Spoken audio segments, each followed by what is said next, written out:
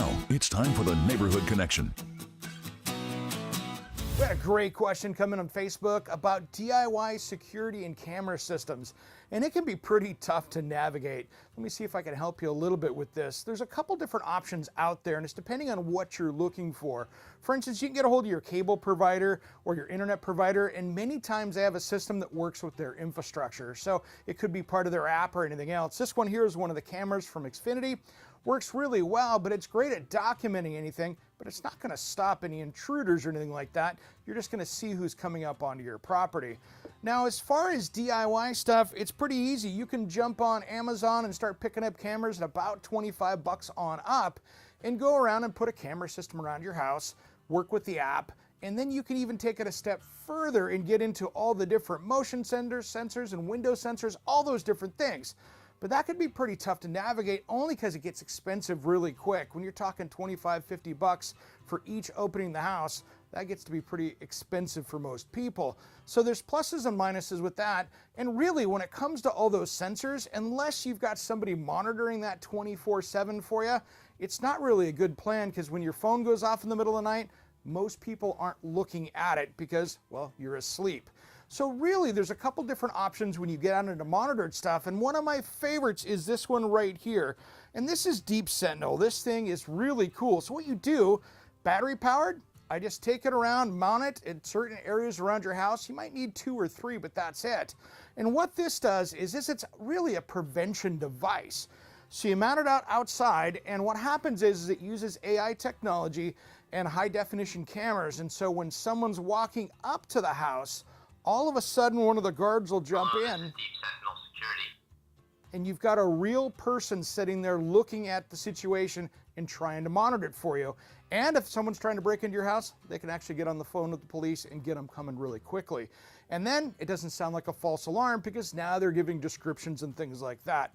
So really, this is the easy way to do it.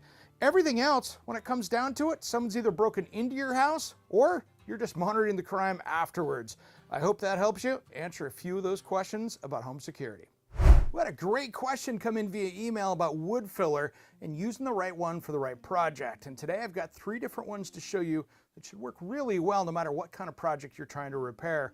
First off, right here, this is really common. Maybe it's a piece of furniture, maybe it's your hardwood floors, and you've got a dent or a little bit of a chunk taken out of it. You've got a couple different options. One, you can get under your home improvement store and they make these little putty sticks right here. These can work pretty well for those small scratches and stuff. But what I like to do is get the bigger ones from basically your woodworking store. And this is something that you can get online or at one of your favorite stores like that. And they've got some different colors, and you can really dial it in to try to match it. And I'll show you here if I grab some of these. Let's take a paint stick. What we're trying to do is kind of match what's going on here. Those aren't too bad. I'm going to take this wood here, and we're going to try to do one on either side and see how it looks. This one might be our best one so far. Don't pay attention when it says wood species. Sometimes it'll say cherry, and it could be perfect for what you're trying to do. It's all about finding the right color. And I like this putty like this, it's more workable. This hard stick, you almost have to get it hot with a lighter and really get it worked in there. But this stuff here is just a little bit more durable. All right, I'm gonna let that dry for a minute here. We go on to the next one. We'll come back and buff that off a little bit and get that looking good as I clean this up. Now, if you're working on a regular woodworking project and you've got a knot like this right here, this is one of those knots in a piece of walnut that you're like, what am I gonna do with that? Because it's all dark around the outside. My favorite way is to use a black epoxy and fill that in. So that way when we finish it and sand it, it's just gonna look like a black knot. So what I do is I come in here and I will fill that up completely. It's okay if it goes a little high. If I have a little bubble on that, I'm gonna sand it down anyway. And this stuff has the activator here.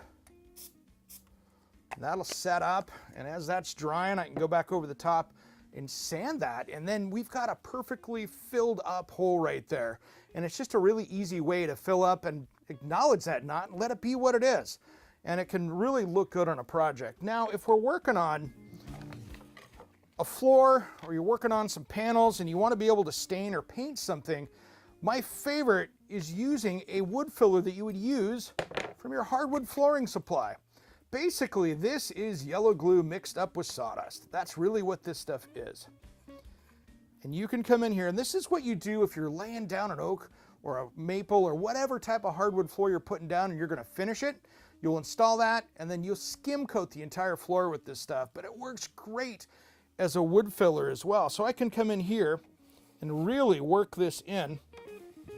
And the cool thing with this is it actually works just like regular wood as you go to stain it. So it can be pretty forgiving.